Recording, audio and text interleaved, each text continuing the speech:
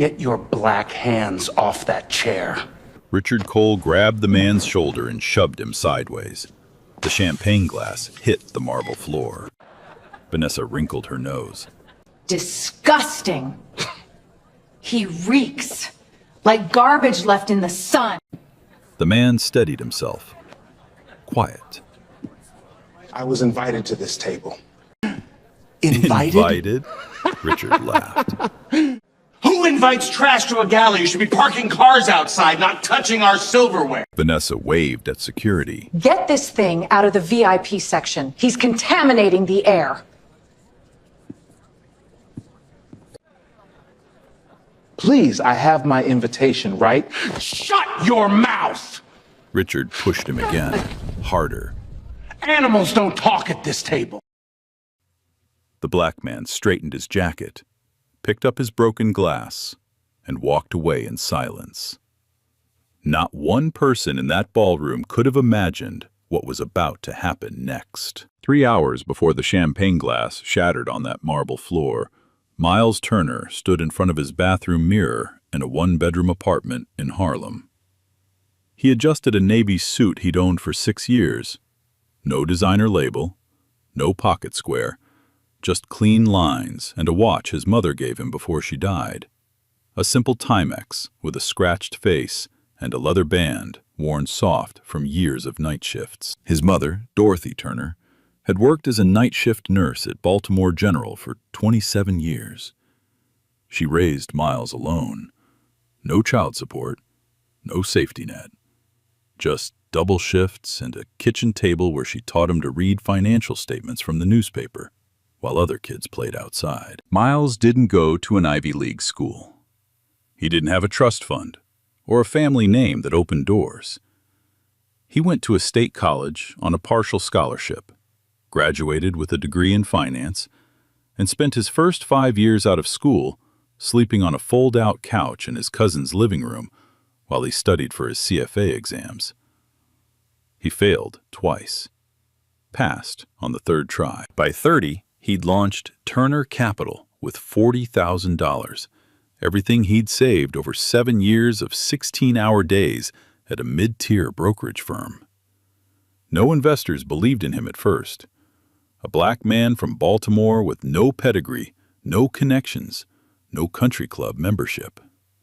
12 banks rejected his loan applications. He pitched to 23 venture firms. 23 said no, but Miles didn't stop. He found overlooked startups, small tech companies run by founders the industry had written off. Immigrants, single mothers, college dropouts with brilliant code and zero access. He invested early, held long, and never panicked when the market dipped. Within 8 years, Turner Capital managed $400 million in assets. Forbes featured him once. He declined the second interview. Tonight, he was attending the Sterling Foundation annual charity gala at the Grand Whitmore Hotel in Manhattan.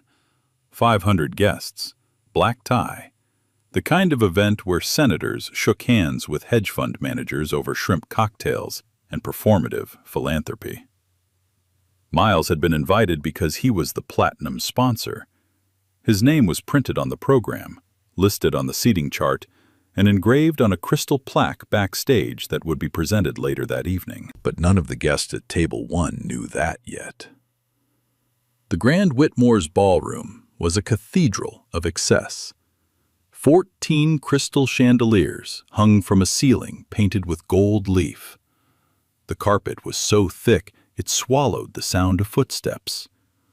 Waiters in white gloves moved between tables carrying trays of Krug champagne and Wagyu tartare on black slate. The air smelled of orchids, old money, and the faint chemical sweetness of fresh Botox. At the center of the room, Table 1, the VIP table, sat 8 guests closest to the stage. This was where the night's most important donors were placed. This was where Miles Turner had been assigned seat number 3. Among the guests expected at Table 1 were Richard and Vanessa Cole. Richard Cole, 51, co-founder and CEO of Ascend Dynamics, an artificial intelligence company that had burned through $90 million in venture capital and was now desperately seeking a $200 million Series C round to avoid collapse. Richard wore a $12,000 Brioni suit, a Rolex Daytona in rose gold, and the permanent expression of a man who believed the world owed him something. He'd grown up in Greenwich, Connecticut. Old money, tennis lessons, summer homes. He'd never been told no by anyone who mattered. Vanessa Cole, 48, COO of Ascend Dynamics, and Richard's wife of 19 years.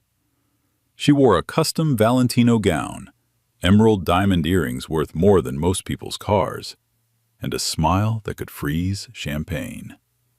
Vanessa collected status the way other women collected shoes, ruthlessly and without apology. She had a habit of scanning every room she entered and ranking each person by net worth within the first 30 seconds. Together, they knew their company's survival depended on one investor, a mysterious backer their CFO had been negotiating with for months. They'd never met him. They didn't know his name. They only knew that without his money, Ascend Dynamics would be dead by Christmas. Miles Turner arrived at the gala at 7:15. He handed his coat to the attendant, took a glass of sparkling water, and walked to table 1. He sat down, opened the program, and began reading. 12 minutes later, the Coles walked in. Richard Cole noticed the man at table 1 before he even reached the velvet rope. He grabbed Vanessa's arm. "Who the hell is that?" Vanessa squinted through the chandelier light. A black man in a plain navy suit sat alone at their table, reading the gala program like he owned the room. No Rolex, no cufflinks, no visible sign of the kind of wealth that earned a seat at table 1. "Maybe he's lost," Vanessa said. She adjusted her Valentino gown and straightened her posture, the way she always did before confrontation, like a cobra lifting its head. They crossed the ballroom floor. Richard's Ferragamo shoes clicked against the marble with the rhythm of a man who had never once doubted his right to any space he entered.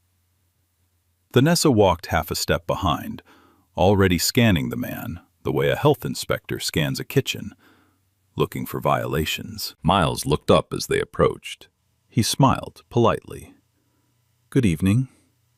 Richard didn't return the smile. He stood over Miles, blocking the chandelier light so his shadow fell across the table setting. "You're in our seats." "I don't think so," Miles said. He held up the place card in front of him.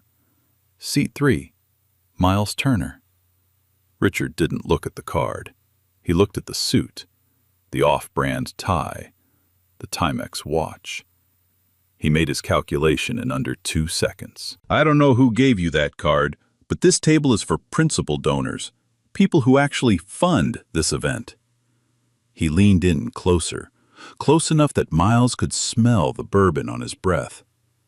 Not people who serve the food at it. Miles set the card down. "I understand there might be some confusion. If you'd like, we can ask the event coordinator to confirm." "There's no confusion." Vanessa cut him off. She pulled out the chair next to Miles, the one assigned to her, and inspected the seat cushion as though he might have left a stain on it. She pulled a silk handkerchief from her clutch and wiped the armrest. Slowly, deliberately, making sure he watched. "The only confusion," she said, "is why security hasn't already dragged this out of here." This. Not him. This. She didn't sit. She stood behind the chair, arms crossed, staring at Miles the way someone stares at a stray dog that wandered into a 5-star restaurant. The couple at seats 5 and 6, Harold and Margaret Whitfield, old money donors from Connecticut and longtime friends of the Coles, arrived. Margaret saw the tension immediately. She looked at Miles, then at Vanessa, and chose her side in under a second. "Is there a problem?" Margaret asked, directing the question to Vanessa, not to Miles, as though he weren't there, as though the chair he sat in was empty. "Just a seating mix-up," Vanessa said, loud enough for the surrounding tables to hear. "Someone from the service staff seems to think he belongs at the donor table." "Oh my!" Margaret pressed her hand against her chest. "How did he even get past the entrance?" Harold shook his head. "They need to check IDs at the door. This is exactly how things get stolen." The word landed like a slap. Stolen. As if Miles's presence at the table was itself a crime. As if sitting in a chair while black was an act of theft. Miles remained seated. His hands rested flat on the white tablecloth, fingers still. His breathing was even. Anyone watching closely would have noticed that his jaw tightened, just once. But he didn't raise his voice. "I'm not part of the service staff," he said. "I was invited." Invited. Richard repeated the word like it was the punchline of a joke he'd been waiting to tell. He turned to Harold. "Can you believe this? Next thing you know, the valet parkers will be ordering the Wagyu." Harold laughed. Margaret covered her mouth with her hand, but her eyes were smiling. A woman at table 2 turned to watch, wineglass frozen halfway to her lips. Richard pulled out his phone and dialed the event manager. "Gerald, Richard Cole, table 1. We have a situation. Get over here. Now." Gerald Hayes appeared within 90 seconds. A thin man in his mid-50s with a clipboard and the permanent expression of someone terrified of upsetting the wrong person. He was the Sterling Foundation's event director, and his primary job tonight was making sure every donor with a net worth above $50 million felt like royalty. "Mr. Cole, how can I—" "This man." Richard pointed at Miles without looking at him, the way you point at a spill on the floor. "He's sitting in the VIP section. He doesn't have authorization. Fix it." Gerald looked at Miles, then at his clipboard.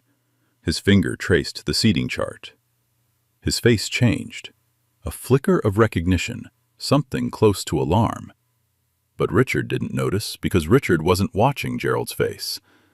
He was watching Vanessa, who was watching Miles, who was watching no one.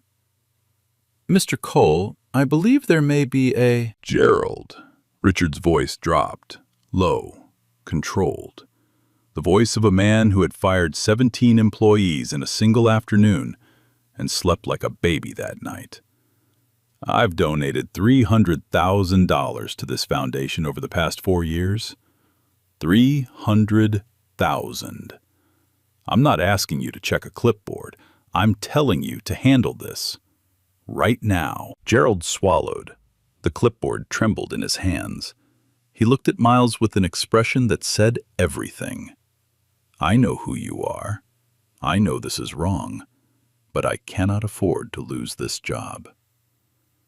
"Sir, would you mind, perhaps, relocating to another table? Just temporarily, to avoid any—" "He's asking you to move," Richard said. "So move, before I have security carry you out. And trust me, that would be a lot less dignified." Vanessa laughed. "Dignified? That's generous, Richard. Look at him." Miles looked at Gerald. He saw the fear. He saw the man's throat working as he swallowed. He understood what Gerald was. Not a villain, but a coward. The kind of coward the world manufactures by the millions. The kind who knows what's right, but calculates the cost and decides it's too expensive. "Which table?" Miles asked quietly. Gerald's relief was visible. His shoulders dropped 2 inches. "Table 14, sir. It's a lovely table, very comfortable, near the garden terrace." Table 14, the back of the room, behind a stone pillar, where the waitstaff stacked empty trays between courses, Miles knew what Table 14 was. Everyone in that ballroom knew what Table 14 was. It was where you put people you wanted to disappear. Miles stood. He folded his napkin carefully and placed it beside his untouched water glass. He buttoned his jacket with steady hands. He did not rush. "Thank you for your time," he said to Gerald. Then he turned to Richard. Their eyes met for exactly 3 seconds. Richard expected anger. He expected embarrassment. He expected the broken posture of a man who'd been publicly humiliated and wanted nothing more than to vanish. What he got was stillness. Absolute, unreadable stillness. The kind that made the air around Table 1 feel 10 degrees colder. Miles walked away. His footsteps were silent on the thick carpet. He passed tables of people who had watched the entire exchange. Not one of them spoke. Not one of them stood. Not one of them said, "Excuse me, but do you know who that man is?" Because none of them knew. And none of them cared enough to ask. Behind him, Vanessa sat down in her chair and ran her palm across the armrest one more time. "Finally," she said. She raised her champagne glass toward Margaret. "Now we can enjoy the evening like civilized people." Richard sat beside her, adjusting his Rolex. "Some people just don't understand where they belong." Harold nodded. "The world's gone soft. No boundaries anymore." At Table 3, a young woman named Clara Bennett, 26, part-time catering staff, working her 3rd gala this month to cover her daughter's daycare, watched the man in the navy suit walk toward the back of the room. She'd seen everything. She'd heard every word. Her hands were shaking. She picked up a glass of sparkling water, placed it on a small tray, and followed him. "Sir?" She caught up to him near the service corridor. "I'm sorry about what happened. Can I get you anything?" Miles looked at her. For the first time that evening, something in his expression shifted. Not anger, not self-pity. Recognition. The recognition of one invisible person seeing another invisible person and choosing to say, "You exist. I see you." "Thank you," he said. "What's your name?" "Clara." "Thank you, Clara." He took the water. He walked to the bar at the far end of the room. He sat on a stool that faced the stage and pulled out his phone. On that phone was an email from his chief legal officer sent 2 hours earlier. The subject line read, "Ascend Dynamics, Series C Term Sheet, $200 million, Final Review." Miles opened the email, read it once, then locked his phone and set it face down on the bar. On stage, a technician was testing the microphone. Behind the curtain, a crystal plaque engraved with the words, "Miles Turner, Platinum Sponsor," sat on a velvet stand, waiting. At Table 1, Richard Cole was telling Harold Whitfield about his new yacht.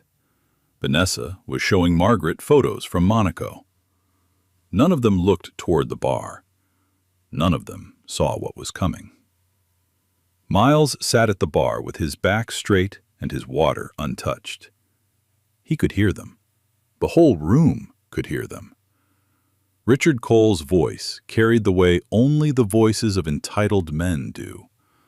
Loud, not because they need to be heard, but because they've never been told to be quiet. "You should have seen his face," Richard said, leaning back in his chair at Table 1, "like a kid caught sneaking into first class." Harold Whitfield chuckled. "Where did they find the nerve?" "That's the problem with these events," Vanessa said, adjusting her emerald earrings in the reflection of her champagne glass. "They let anyone walk in off the street now. Last year it was some woman who claimed she was a poet. This year it's—" She tilted her head toward the bar without looking. "Whatever that was."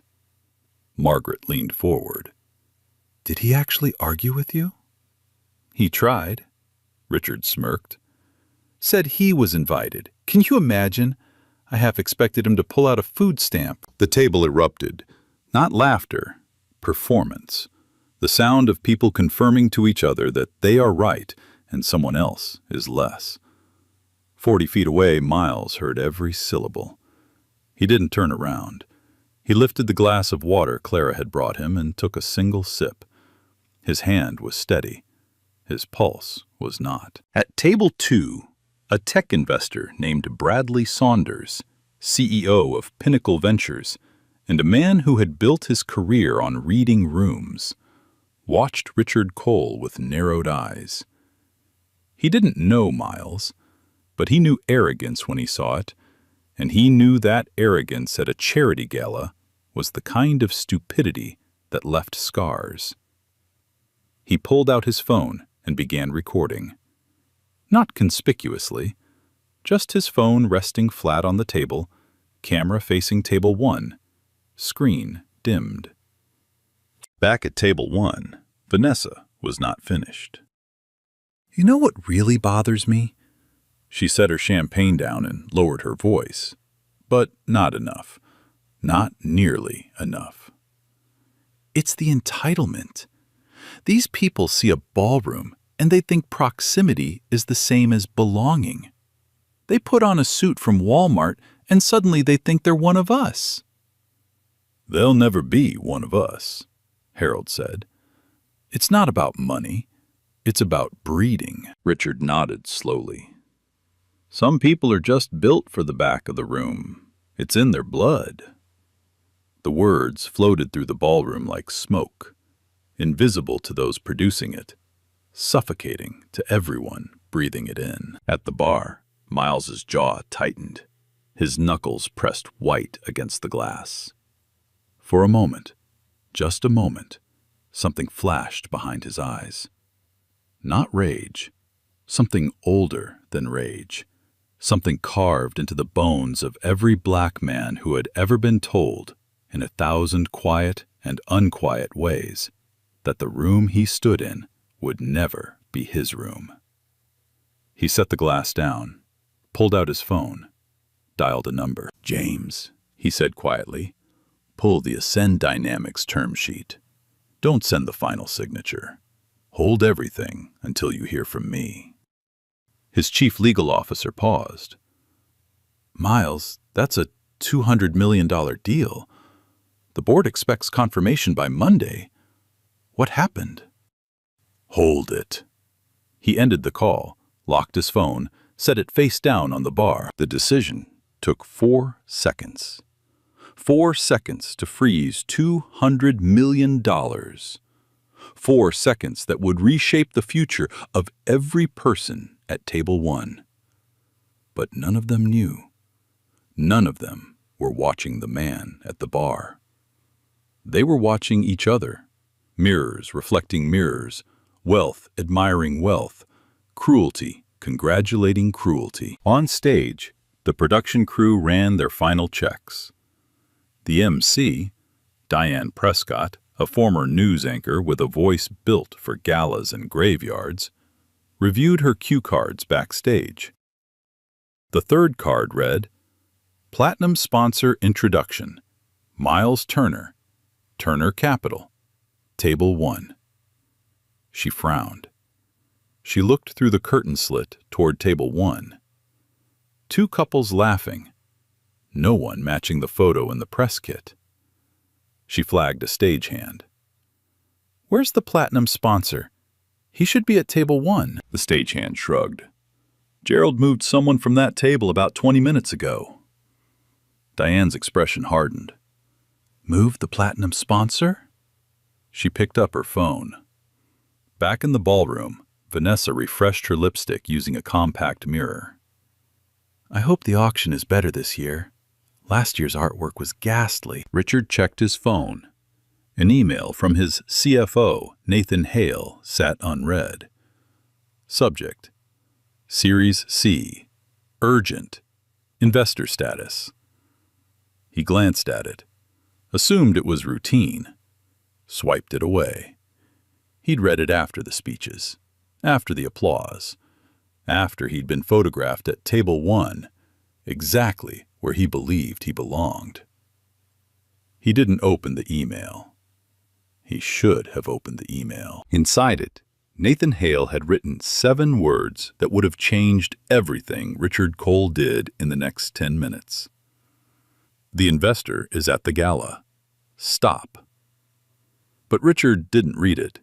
He was too busy performing, too busy basking in the reflection of his own champagne glass, too busy enjoying the afterglow of humiliating a man he'd judged by the color of his skin and the cost of his suit. At table 3, Clara Bennett finished her shift rotation and stood near the service entrance. She kept glancing toward the bar. Something about that man, the stillness, the patience, the absolute refusal to break under what she'd witnessed, stayed lodged in her chest like a splinter. She'd worked dozens of these galas. She'd seen powerful men before. They were loud. They were obvious. They performed their power like a halftime show. This man was different. His power lived in his silence. And that silence unsettled her more than anything Richard Cole had bellowed all night. On stage, a technician tested the spotlight.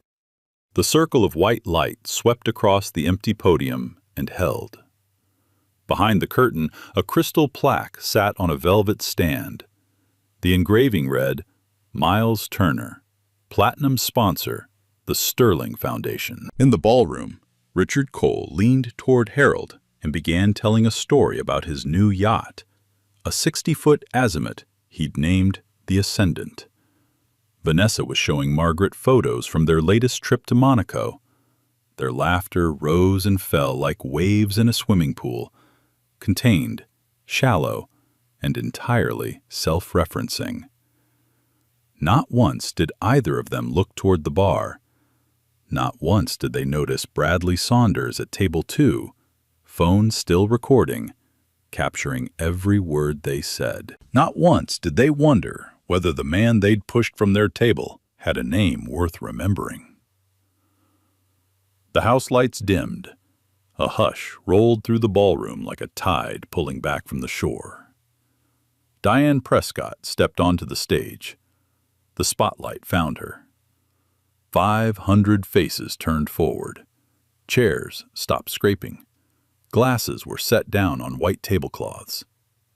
The room held its breath, the way a theater holds its breath in the half-second before the curtain rises. Ladies and gentlemen, Diane said, welcome to the 23rd Annual Sterling Foundation Charity Gala. Polite applause. Practiced, synchronized. The sound of 500 people performing enthusiasm on cue. At table 1, Richard straightened his tie. Vanessa tilted her chin to her photo-ready angle, perfected over 2 decades of galas and magazine covers. They looked perfect. They looked powerful. They looked like people who had never made a mistake in their lives. At the bar, Miles Turner turned his stool to face the stage. His expression was unreadable. His hands rested on his knees.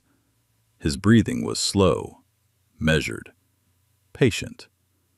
The kind of patience that comes not from weakness, but from knowing exactly what is about to happen and choosing to let it arrive on its own. Diane shuffled her cards. She looked out at the ballroom. 500 faces, 1,000 assumptions, and one truth that sat behind the curtain like a loaded gun. before we begin the evening's program, She said, I'd like to recognize the individual whose extraordinary generosity made tonight possible. Richard sat up straighter. He assumed it was someone from his circle, someone he could shake hands with, someone useful. Our platinum sponsor, Diane continued. She paused, the kind of pause that makes 500 people lean forward in their chairs. Richard smiled. Vanessa placed her hand on his arm. They had no idea. a man who grew up in Baltimore, Diane said. Raised by a single mother who worked night shifts as a nurse. A man who was rejected by 23 investment firms before he built one of the most respected funds in this country. Richard's smile flickered. Something cold slithered through his chest. He didn't know why yet. A man who now manages over $400 million in assets, and who tonight has made the single largest individual donation in the 23-year history of the Sterling Foundation. Vanessa's hand tightened on Richard's arm. Her nails dug through the fabric of his Brioni sleeve and into skin. Ladies and gentlemen, Mr. Miles Turner, founder and CEO of Turner Capital. The screen behind Diane erupted with light. A photograph filled the frame, 6 feet wide, high definition, sharp enough to count the threads on the navy suit. The face on that screen was the face of the man they had shoved from table 1. The ballroom applauded, 500 pairs of hands clapping in unison. But at table 1, the air turned to concrete. Richard's hands stayed frozen on the tablecloth. His fingers curled inward like something dying. Vanessa's champagne glass tilted in her grip. A thin stream of Krug ran down her wrist and pooled on the white linen. She didn't notice. She couldn't blink. Harold Whitfield's mouth hung open. Margaret pressed both hands flat against the table as though the floor had shifted beneath her. At table 2, Bradley Saunders lowered his phone and smiled. He had everything he needed. Diane looked toward table 1. The seat was empty. She looked toward the bar. Mr. Turner, would you please join us on stage? Silence. The kind that doesn't fill a room. It crushes it. 500 people turned in their chairs. 500 necks craned. 500 sets of eyes searched for the man whose name blazed 6 feet tall behind the podium. Miles set his water glass on the bar. He stood. He buttoned his jacket, the same navy jacket Vanessa had called Walmart, the same jacket she'd wiped her armrest to avoid touching. He walked toward the stage. The crowd parted, not because anyone stepped aside, but because everyone leaned back. The way people lean back when they realize they've been standing too close to something they should have respected from the start. His footsteps echoed now. The thick carpet that had swallowed his retreat 20 minutes ago amplified his return. Every step was a sentence. Every step said, I was here. You removed me. And now I'm back. He climbed the 3 stairs to the stage. Diane extended her hand. He shook it. She handed him the microphone. He didn't speak immediately. He stood at the podium and looked out at the ballroom. 500 faces. Crystal chandeliers. Gold leaf ceiling. The same room. The same people. The same perfumed air.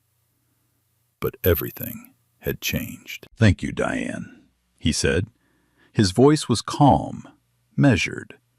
The exact same voice that had said, I was assigned this table 20 minutes ago. The same voice Richard Cole had interrupted, mocked, and dismissed. I was seated at table 1 earlier this evening. He paused, let the sentence sit in the air like a lit match over gasoline. But I was asked to leave. A murmur rippled through the room. Not shock yet, confusion. The first hairline crack in the dam. I was told I didn't belong. Another pause. I was told that this table, this space, was not for people like me. The murmur swelled. Heads swiveled toward table 1. Richard felt 500 gazes land on him simultaneously, each one a separate weight pressing down on his shoulders. His face drained of color. The Rolex on his wrist suddenly weighed 40 pounds. I was called trash. I was told I should be parking cars outside. I was pushed from my chair. Twice. In front of everyone at that table. Vanessa's breath caught in her throat. Her hand flew to her mouth. The video she'd laughed about, the moment she'd called priceless, played behind her eyes like a horror film she couldn't stop. "I was told," Miles said quietly, "that some people are built for the back of the room, that it's in their blood." He looked directly at Richard Cole, not with anger, not with triumph, with something far more devastating. Pity. The kind of pity you feel for someone who has destroyed themselves and doesn't yet understand the damage. "I want you to know, I don't believe that about anyone." The ballroom was silent. Not polite silence. Not waiting for the punchline silence. The airless, suffocating silence of 500 people realizing they had watched an injustice unfold in real time, and not one of them had stood up. Miles placed the microphone on the podium. He didn't drop it. He set it down gently, the way you set down something you no longer need. He walked off stage. The applause began, not from table 1, not from the front rows, but from the back. From Clara Bennett, standing by the service entrance, clapping so hard her palms burned. Then table 12, then table 9, then the entire room, a wave that crashed against the marble walls of the Grand Whitmore like a verdict delivered by 500 jurors at once. At table 1, Richard Cole sat perfectly still, his yacht story dead on his lips, his Rolex glinting under the chandelier, his phone buzzing in his pocket, Nathan Hale calling for the 4th time. Vanessa stared at the empty stage. A single tear slid down her cheek. Not remorse. Calculation. She was already trying to compute how to survive what was coming next. She couldn't. Because what was coming next had no formula, no fix, and no exit. The applause was still echoing when Richard Cole bolted from his chair. He moved through the ballroom like a man running from a fire he had set himself. His Ferragamo shoes slipped on the marble. His hand caught the edge of table 4 as he stumbled past. A woman in pearls jerked her wineglass away. He found Miles in the corridor outside the ballroom. White marble walls, recessed lighting, the faint hum of ventilation.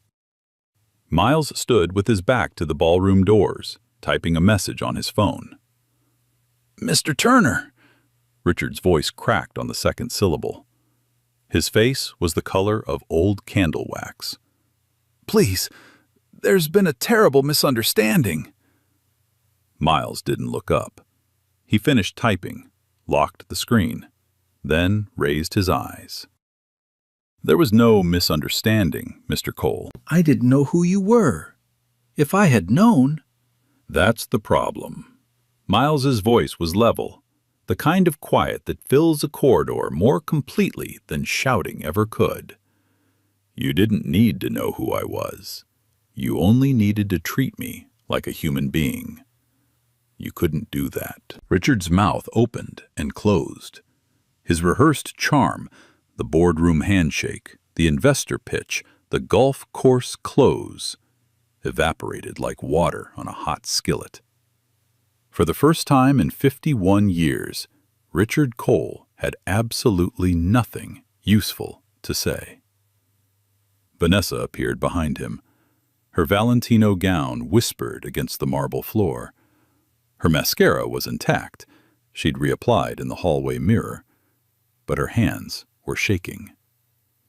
"Mr. Turner, I want to sincerely apologize." "You called me a thing." Miles said it without raising his voice, without blinking.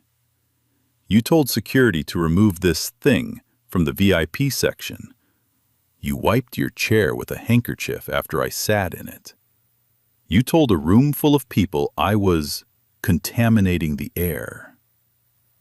Vanessa's lips parted. No sound came out. Behind her, 3 guests who had followed from the ballroom stood in the corridor. One held a phone at chest height, recording every word. I didn't mean... You meant every word, Mrs. Cole. The only thing you didn't intend was to say it to someone who could hold you accountable. Richard stepped forward. His hand reached out, not to shake, but to grip. The reflex of a man who believed any crisis could be solved by seizing it hard enough. Listen, whatever it takes, we'll make this right. Ascend Dynamics. We're in your portfolio. The Series C. We can renegotiate terms tonight. Board seats, equity adjustments, preferred returns. Name your price. Miles looked at the outstretched hand. He didn't take it. The Series C is dead. 4 words. They landed like a guillotine blade. Clean, final, irreversible. Richard staggered backward. His shoulder hit the marble wall. You can't. That's $200 million. Without that funding, the company will go under. You should have considered that before you pushed me out of my chair. Miles turned and walked toward the elevator. His footsteps were measured, unhurried.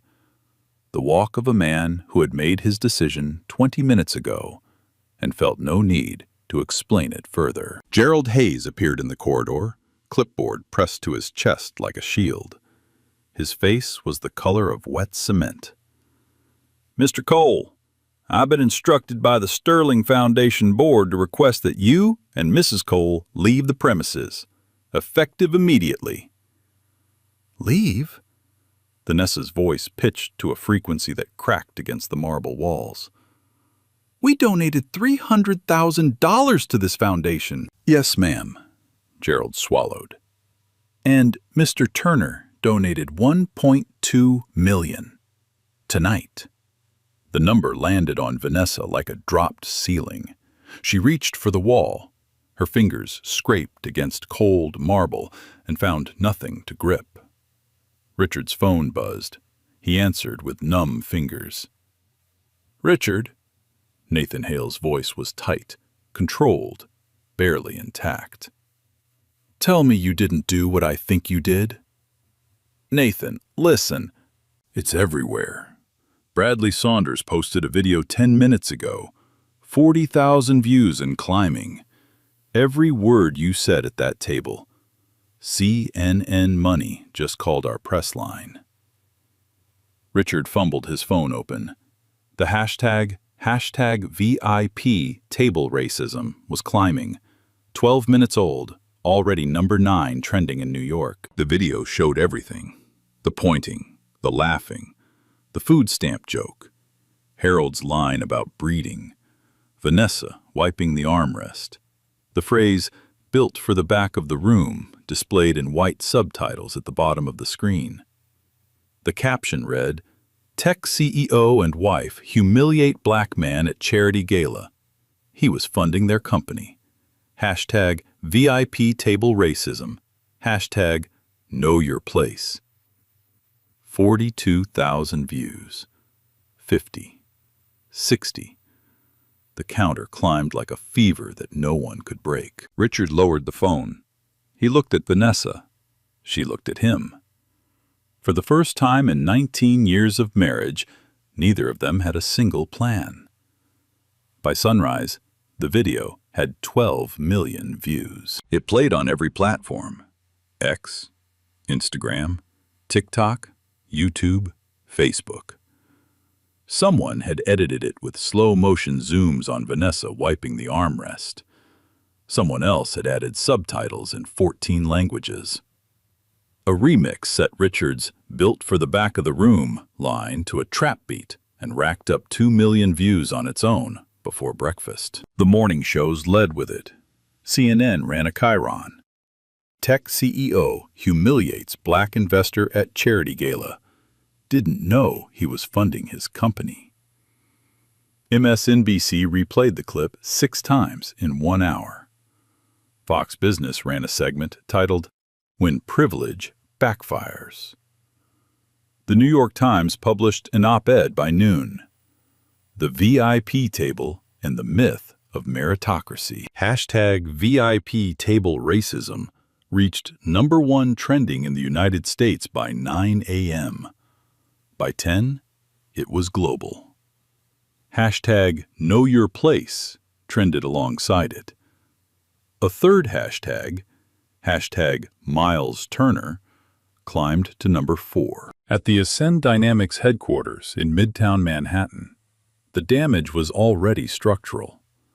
Nathan Hale had been on the phone since 4 a.m. 3 of the company's existing investors, Thornfield Capital, Birchwood Partners, and Crane Equity, called before the markets opened. All 3 delivered the same message: withdraw. "We can't be associated with this," the managing partner at Thornfield said. "Our LPs are calling. Our ESG commitments are public. Pull our name off every document by end of business today." The dominoes fell fast.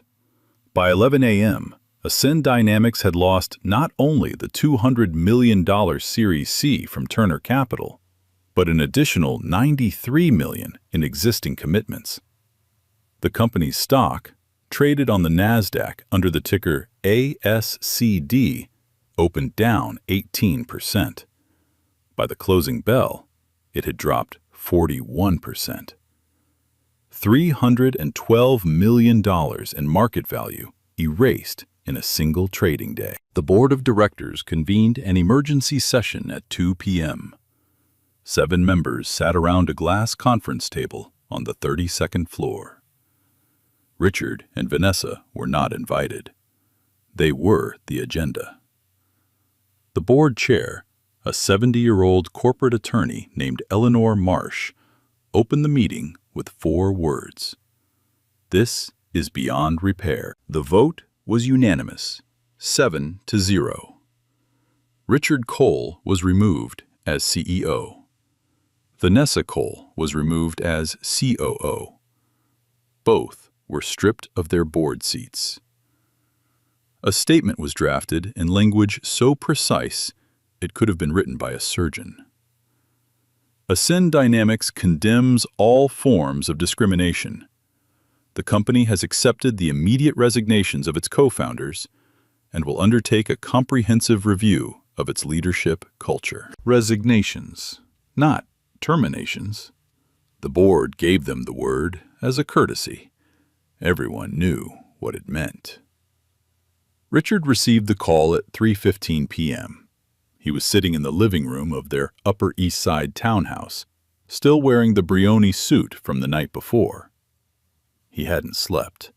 He hadn't eaten. He'd spent the morning refreshing his phone, watching the view count climb like a timer on a bomb he couldn't defuse. "You can't do this," he said into the phone. "I built this company.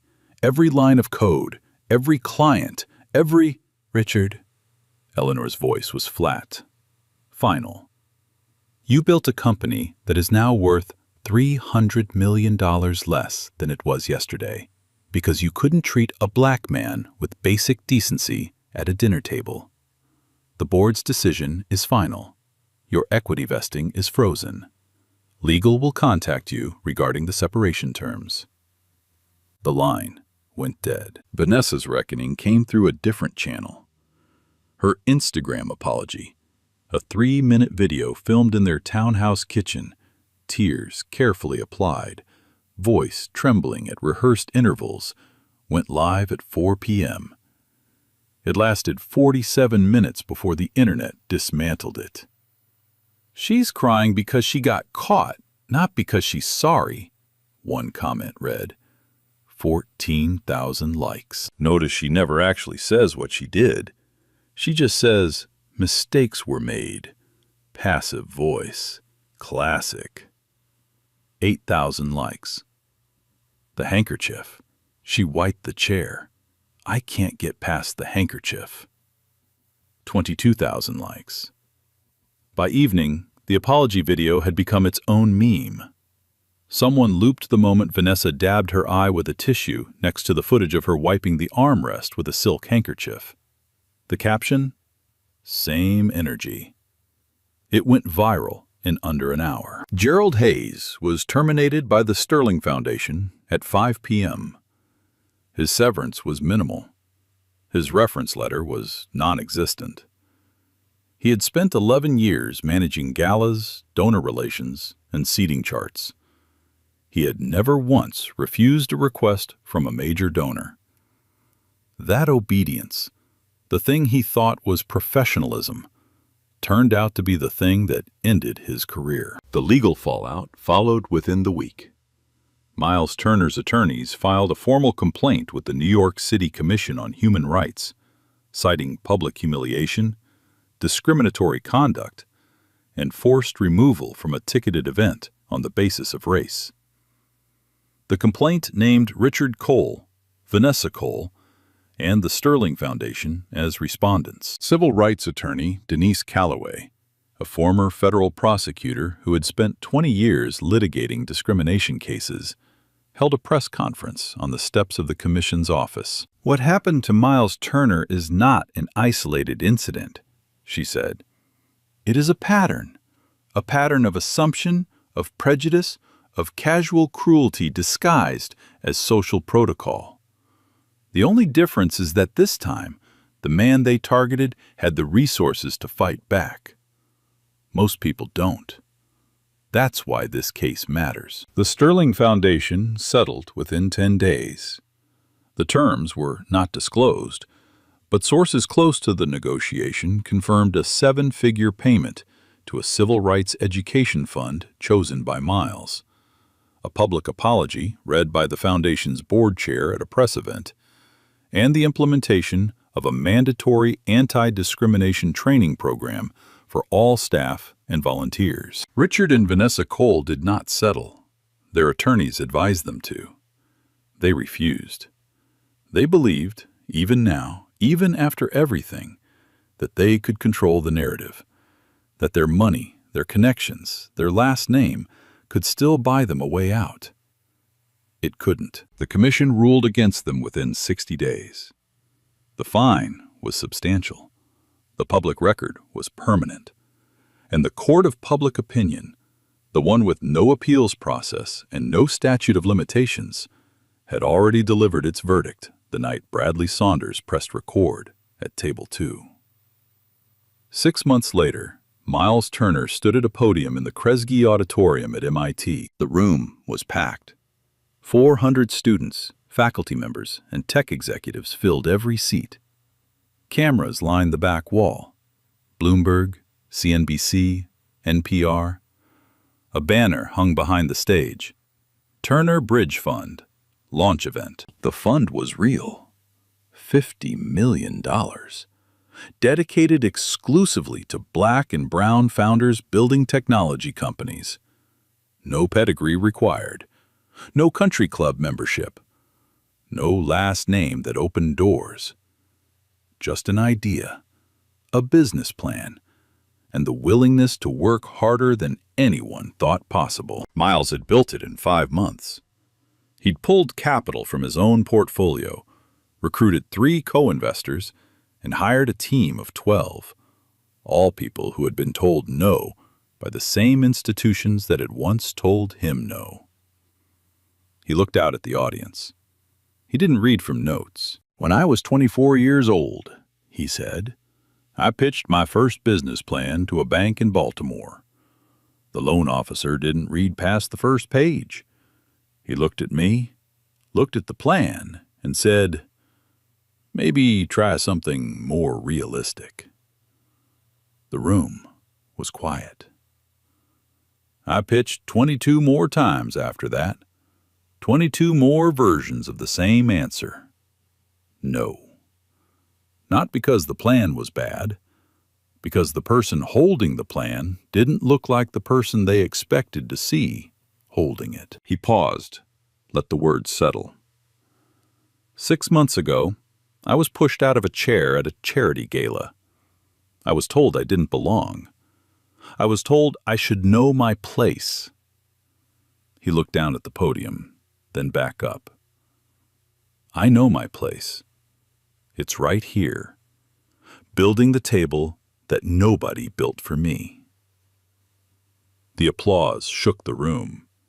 Not polite applause, not gala applause, the kind that starts in the chest and breaks through the hands before the brain can decide whether to join. In the third row, a young woman named Amelia Bennett clapped until her palms stung. She was 20 years old.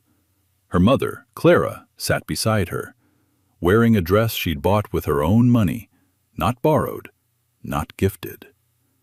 Clara's hands were trembling, the way they always did when she was trying not to cry in public. Amelia had received a full scholarship to MIT's computer science program 4 months earlier. The scholarship came from the Turner Bridge Fund. The letter had arrived on a Tuesday morning. Clara had read it 3 times before she believed it. Then she'd sat on the kitchen floor and cried for 20 minutes. Amelia was now researching AI ethics under one of the department's leading professors. She'd published her first paper 2 weeks ago. The title? Bias in Automated Decision Systems. Who Gets a Seat at the Table? The title was not a coincidence. Miles didn't know about the paper yet. He would.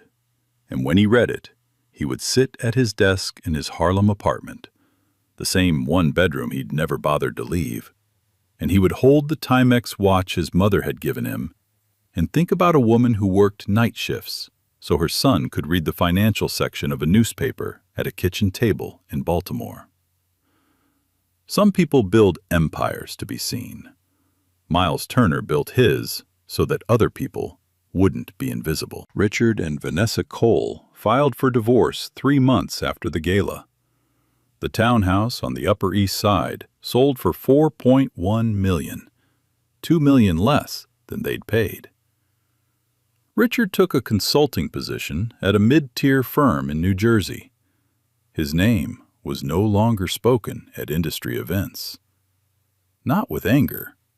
Worse, with nothing. He had become irrelevant. Vanessa published a memoir 8 months later. The title was Unlearning Privilege. It sold modestly. The reviews were mixed. The consensus was that she understood what she had lost, but still didn't fully grasp what she had done. Ascend Dynamics survived under new leadership. A CEO named Patricia Wells, a black woman from Detroit who had spent 15 years in enterprise AI, restructured the company, secured new funding, and doubled its revenue within a year. The irony was not lost on anyone. So what would you have done if you were sitting at that table? Would you have spoken up? Or would you have stayed silent like everyone else? Drop your answer in the comments. Be honest. And if this story hits you somewhere real, share it. Someone out there needs to hear it today. Subscribe so you never miss a story. Hit the bell. Stay tuned. Hashtag Justice Served. Hashtag VIP. Table. Racism. Hashtag Know Your Place. Hashtag Miles Turner. Hashtag Turner Bridge Fund. Yo, real talk. This one hit different. Like, it's fiction, but that feeling of being judged before you even open your mouth? That's real life for so many people. And the craziest part? Justice only happened because he had power. What about when nobody's watching? That's the part that keeps me up at night. Yo, real talk. This one hit different. Like, it's fiction, but that feeling of being judged before you even open your mouth? That's real life for so many people. And the craziest part? Justice only happened because he had power. What about when nobody's watching? That's the part that keeps me up at night.